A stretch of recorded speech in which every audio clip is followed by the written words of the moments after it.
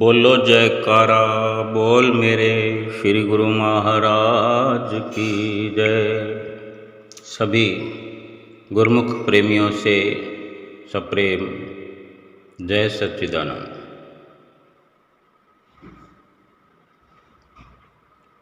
एक बार संत तुलसीदास जी से किसी ने पूछा कि कभी कभी भक्ति करने को मन नहीं करता,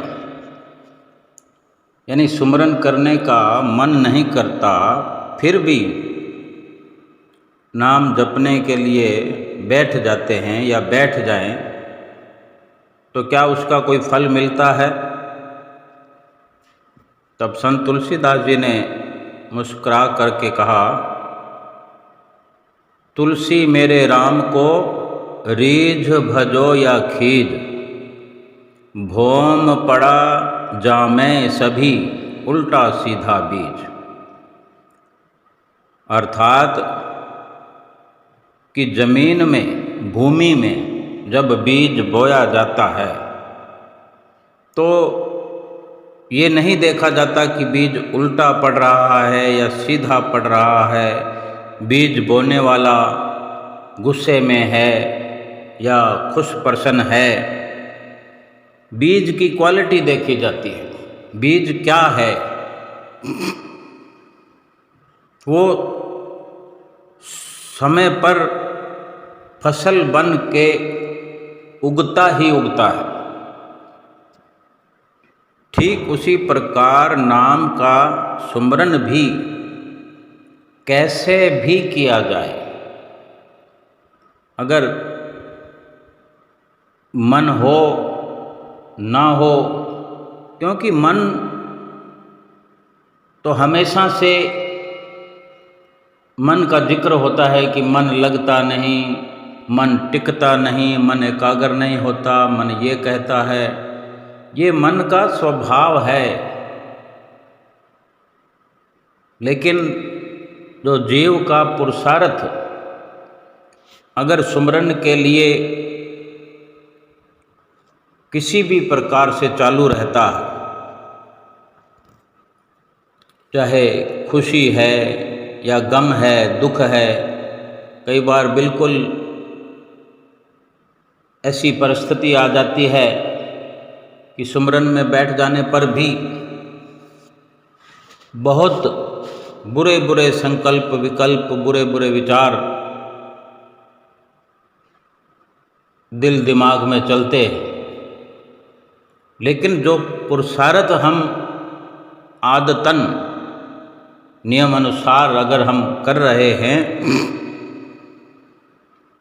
उसकी सफलता हमें अवश्य मिलेगी। उस वक़्त जो कोई बुरी परिस्थिति आ गई है तो उसमें भी लाभ होगा, बुराई करने से बच जाएंगे और सुमरन में बैठ कर के बुरे विचार आखिर खत्म हो ही जाएंगे और इस प्रकार से मन भी शांत हो जाएगा, एकांत हो जाएगा, क्योंकि सीधा संबंध जीव का मालिक से है और सुमरन में खास कर मालिक से संबंध जोड़ने के लिए बैठा जाता है। जो कमी पेशी है उसको सुधारने के लिए सुमरन किया जाता है। अपनी सुरती को बाहर बिखरने पर ही कभी अच्छी कभी बुरी परिस्थितियां पैदा होती है और इसी सुरती को समेटकर भीतरमुखी, अंतर्मुखी करने के लिए संत महापुरुष हमें बार बार समझाते हैं कि अपनी सुरती को सतगुरु के बख्शे हुए नाम से जोड़ो, प्रभु के नाम से जोड़ो, सुमरन की आदत डालो। इसका सीधा मतलब ही यही है कि जब सुरती बिखरना बंद हो जाएगी तो सुरती अंतर्मुखी होकर नाम से जुड़ेगी, प्रभु से इसका सीधा संपर्क हो जाएगा, होने लगेगा, फिर संकल्प विकल्प धीरे धीरे उठना बंद हो जाएंगे, बुरी परिस्थितियां पैदा होना बंद हो जाएंगी, दुखों से निजात मिलेगी और फिर जो सुमरन का लाभ है वो तो अवश्य ही मिलना है। जो इंसान किसी बड़े अधिकारी को प्यारा हो, किसी बड़े अधिकारी को अगर हम प्यारे लगते हैं, कोई हमसे बड़ा ऑफिसर स्नेह करने वाला है या कोई प्रधानमंत्री मुख्यमंत्री हमारा मिलने वाला है, हमसे स्नेह करता है, प्रेम करता है, तो ये जानकर दुनिया के लोग फिर हमसे कितनी नम्रता से पेश आती है, ये जानकर कि ये फलां व्यक्ति का आदमी है, ये प्रधानमंत्री का करीबी है, मुख्यमंत्री का करीबी है, फलां अफसर का बंदा है। अगर इसी प्रकार रूहानी स्तर पर भक्ति के मार्ग पर चलते हुए भक्ति के मार्ग पर चल पड़े हैं, तो रूहानियत के बादशाह, भक्ति के दाता, चाहे प्रधानमंत्री कहें, कुल मालिक कहें,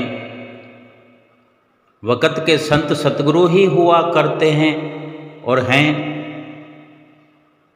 अगर वो हमसे स्नेह करते हों, हमसे प्रेम करते हों, तो फिर तो उनका रुतबा जो है तीनों लोकों में है। फिर तो ये यकीनन विश्वास करना चाहिए कि तीनों लोकों में हमसे सभी विनम्रता से पेश आएंगे। लेकिन ये हम पहले विचार तो करें कि कैसे सतगुरु हमसे स्नेह करेंगे। अगर हम स्नेह करेंगे तो फिर वे भी हमसे स्नेह करेंगे। हम संसार को पीठ देकर अगर सतगुरु से प्रेम करेंगे तो सतगुरु तो फिर हमसे प्रेम करने के लिए ही इस धराधाम पर अपना निज धाम छोड़कर आए हैं। इतनी सी बात समझ में आ जाए कि हमारा हर पल ये निश्चय हो जाए कि हमारे हर कार्य से हमारे सतगुरु को प्रसन्नता होनी चाहिए। फिर हमारा मुकद्दर प्रारब्ध सब उन्हीं की मौज से संवरता जाएगा। आजकल लोग ज्योतिष पर बहुत विश्वास करते हैं, करना चाहिए, बेशक करें, क्योंकि ज्योतिष विद्या में ये जानने की कला होती है कि कब किस वक़्त में हमारा मंगल होने वाला है, कब अमंगल होने वाला है, कौन घड़ी शुभ है, कौन घड़ी अशुभ है।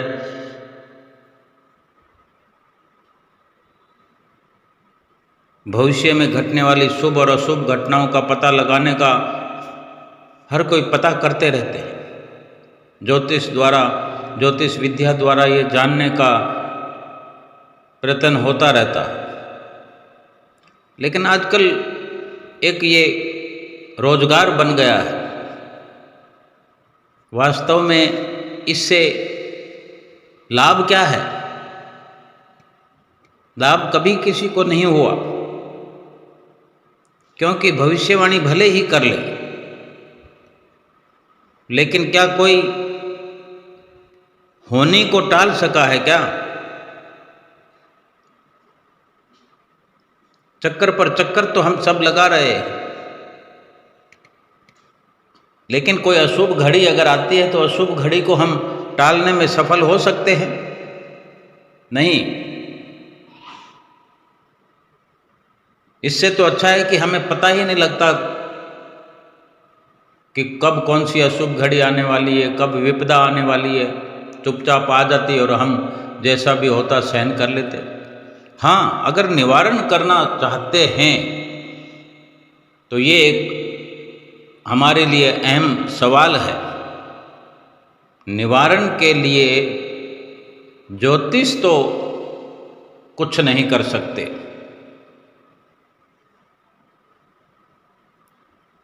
अगर परमात्मा की रजा के अनुसार ही सब कुछ हो रहा है और होना है, वो अटल है। हमारे प्रारब्ध के अनुसार, मुकद्दर के अनुसार ही सब हो रहा है और होना है और अटल है। फिर लगन, मुहूर्त, ये भविष्य के बारे में सोचकर परेशान होने से केवल कोई लाभ नहीं है। हम इधर उधर भागते फिरते हैं।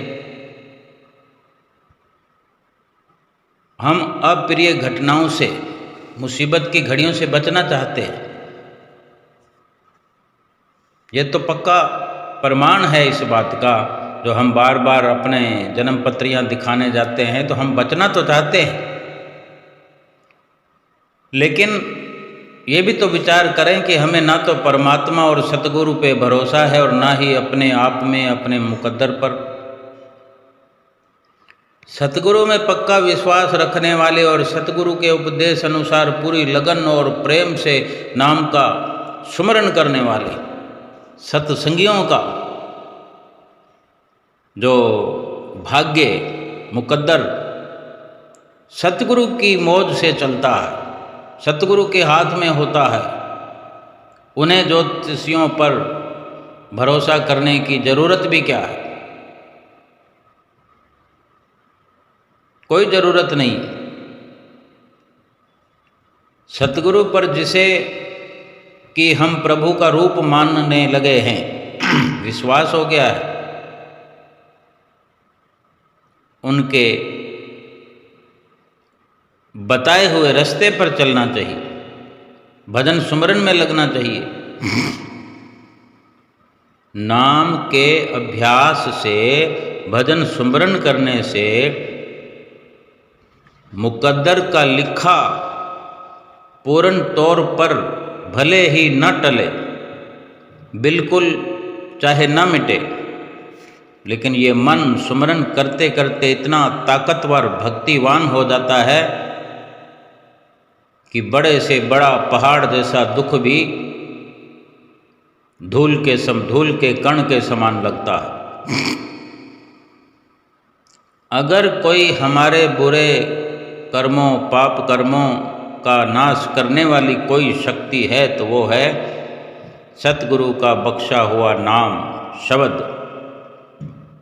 हर प्रकार के शारीरिक, मानसिक और आध्यात्मिक दुखों को दूर करने का साधन नाम है। और नाम की कमाई करने से, नाम का सुमरन करने से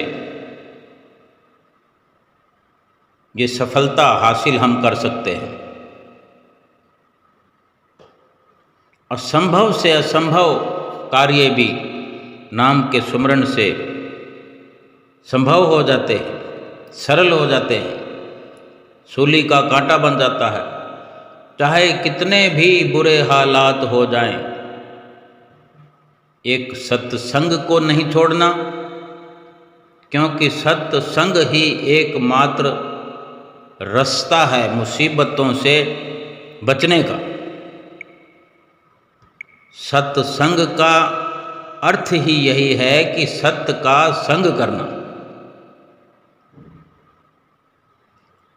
सत्य यानी जो सदा से है, आज भी है और आगे रहने वाला है। और ये सतगुरु ही सत्य स्वरूप है। और उनका जो पवित्र संग है वही सत्य है, क्योंकि वो माया से परे है। और केवल इंसान का रूप धारण अगर उन्होंने किया है तो वो हमारे खातिर किया है। उन्हीं का संग करना ही सत्य संग है। अब सत्य कोई वस्तु तो हो नहीं सकती। वे पार ब्रह्म परमेश्वर जो कि सत्य स्वरूप हैं, स्वयं नर रूप में परमात्मा आए हैं। इससे बड़ा सत्य और क्या हो सकता है कि हमें सत्य की राह पर चला करके, सच्चे नाम की बख्शिश करके, इस सच्चे नाम का स्मरण करा के हमारा असली सत्य स्वरूप हमें दिखाने में सक्षम है, हमें दिखाना चाहते हैं, हमें समझाना चाहते हैं, हमें अपनी पहचान कराना चाहते हैं और अपने आप से हमें मिलाना चाहते हैं।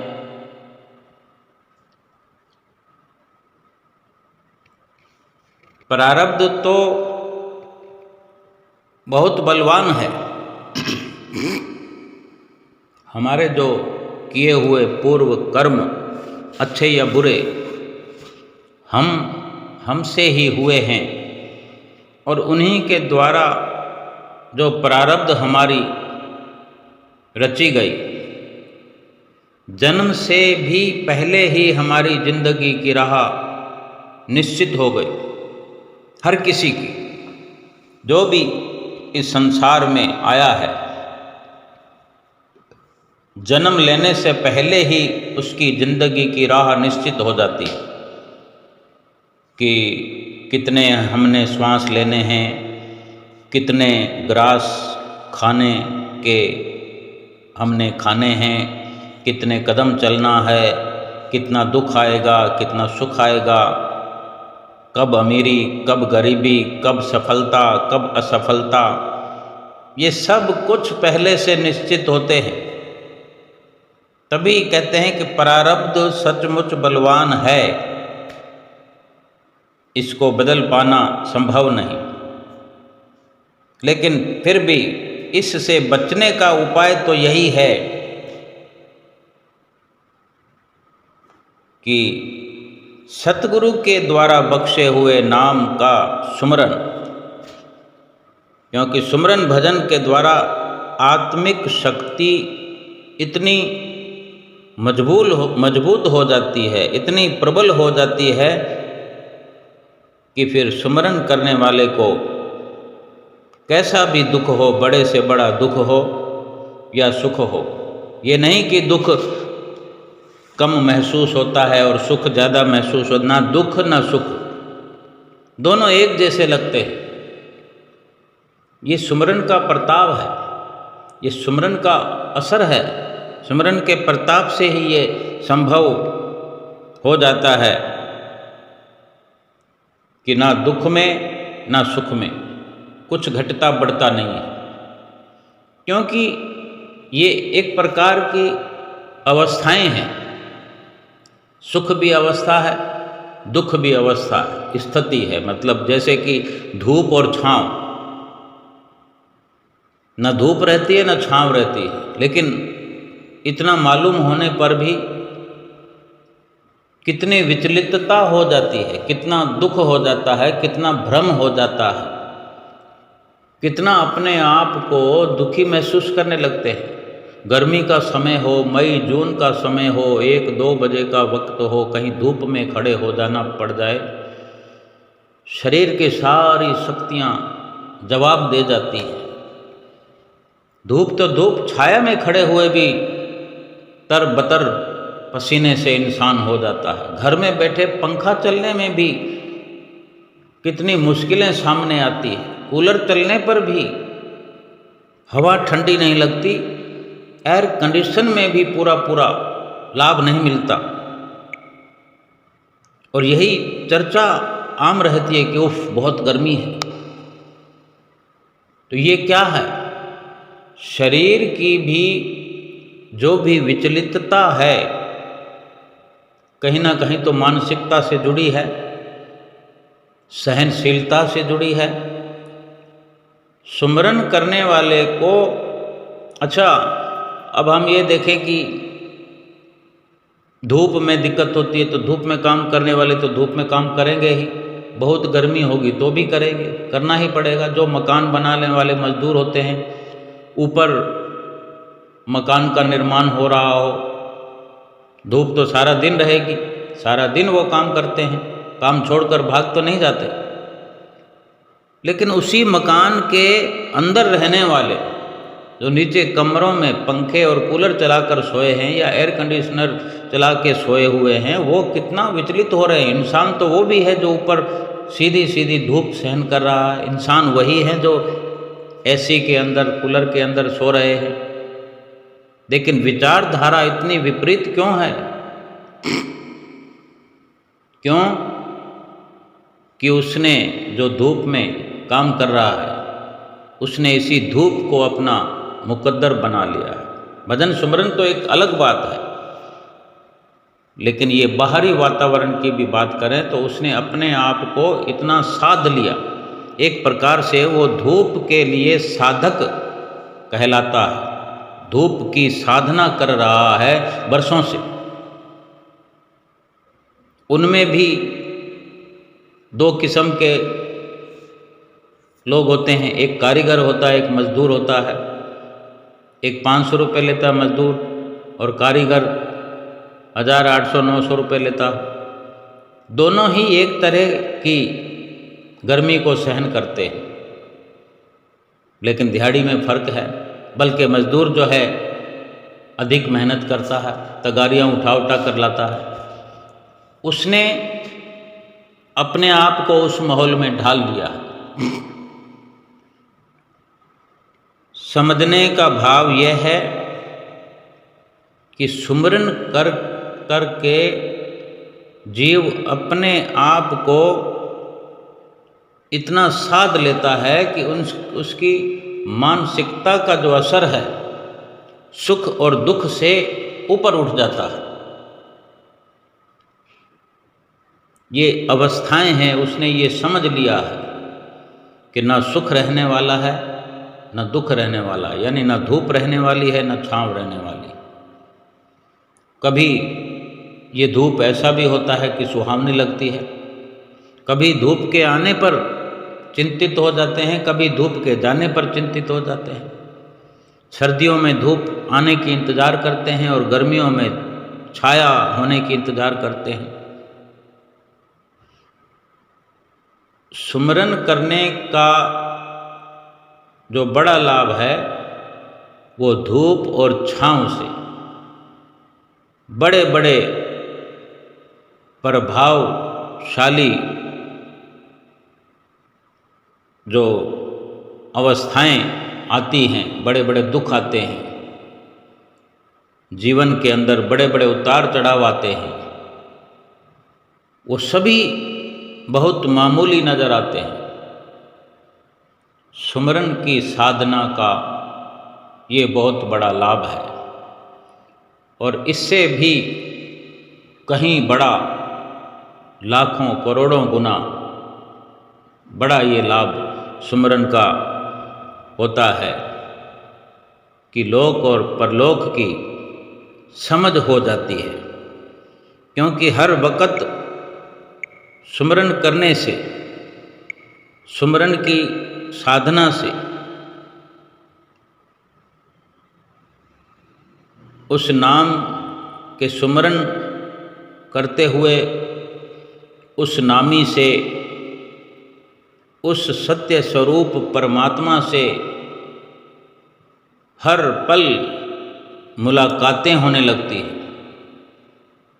हर बात होने लगती है।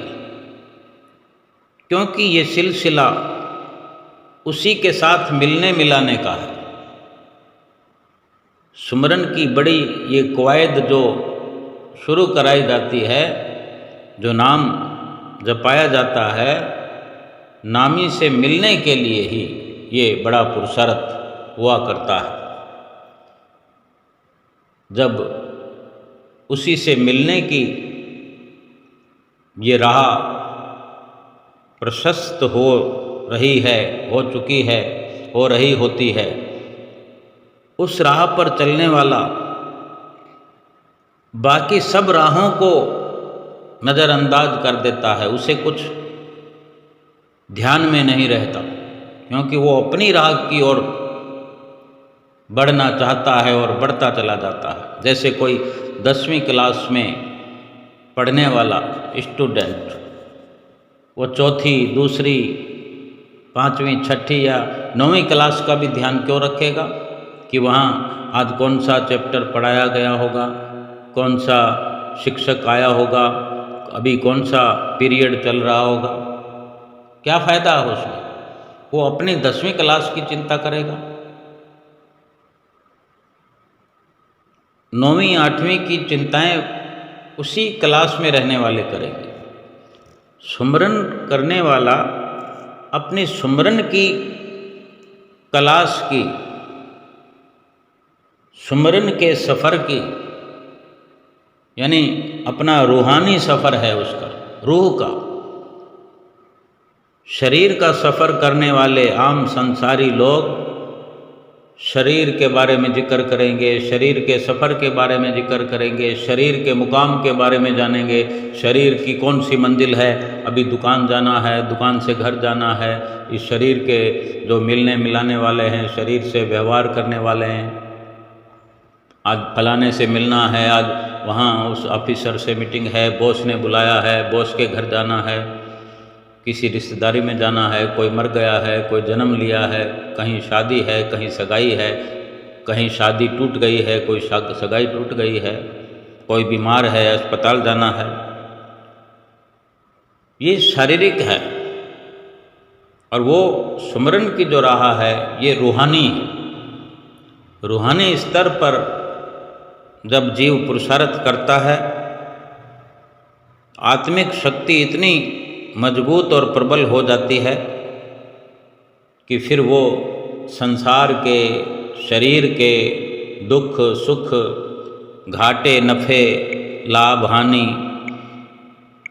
हर तरह की परिस्थितियाँ बिल्कुल धूमिल हो जाते हैं, कोई मायने नहीं रखते। कैसा भी सुख दुख शरीर का आए, एक भजनीक को, भजन करने वाले को, सुमरन करने वाले को प्रभावित नहीं कर सकता, हिला नहीं सकता। जब तक पक्के विश्वास से सुमरन करते करते करते मजबूत न हो जाए, तब तक ही मन की दौड़ धूप बेशक भटकना रहती है, लेकिन जब पूर्ण तौर पर ये मन सुमरन करने वाले के काबू में आ जाता है, सुमरन का पूरा पूरा असर इस पर, मन पर हो जाता है, वो नज़ारे सुमरन के लाभ के जब महसूस करने लगता है तो ये मन भटकना छोड़ देता है, संसार की बातें करना छोड़ देता है। यही मन था जो कभी भजन सुमरन में बैठने ही नहीं देता था, अब उठने ही नहीं देता है। मजबूरियां बेशक संसार की उठाकर ले जाती थी, अब भी कभी कभार ऐसा हो भले, लेकिन मन नहीं चाहता कि सुमरन से उठा जाए। ये सच्चाई है कि जब ये आदी हो जाता है, जब समझ आ जाती है कि यही सार है,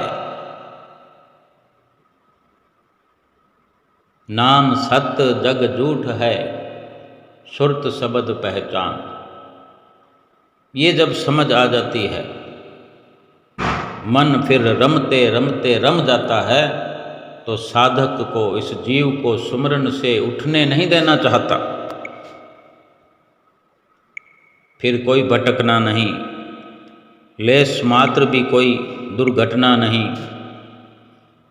और हर वेले हर वक्त सतगुरु के नाम का, सतगुरु के ध्यान का अपने भीतर भी बाहर भी रोम रोम में जिक्र होता रहता है। उनकी यादें हर वक्त भीतर छाई रहती है। जैसे बरसात के मौसम पर बादल छाए रहते हैं कि नहीं, बरसे या ना बरसे लेकिन बादल छाए रहते हैं, कभी कम कभी ज़्यादा। सुमरन करने वाला भी जब जब सुमरन करता है तब तो वो सुंदर घड़ियाँ नसीब होती ही हैं। जब सुमरन नहीं कर रहा होता है, संसारिक कार्य व्यवहार भी कर रहा होता है, तब भी सुमरन जैसी ही अवस्था भीतर और बाहर उसे महसूस होती है। जैसे सुमरन के बादल छाए रहते हैं हर वक्त। ये सुमरन का अपना असर है, सुमरन का अपना प्रभाव है। हर जीव को, हर इंसान को सुमरन के बारे में अधिक से अधिक विचार करना चाहिए और अधिक से अधिक सुमरन करते हुए सतगुरु की प्रसन्नता भरपूर प्राप्त करते हुए अपना लोक परलोक सुखी करना चाहिए। बोलो जयकारा बोल मेरे श्री गुरु महाराज की जय।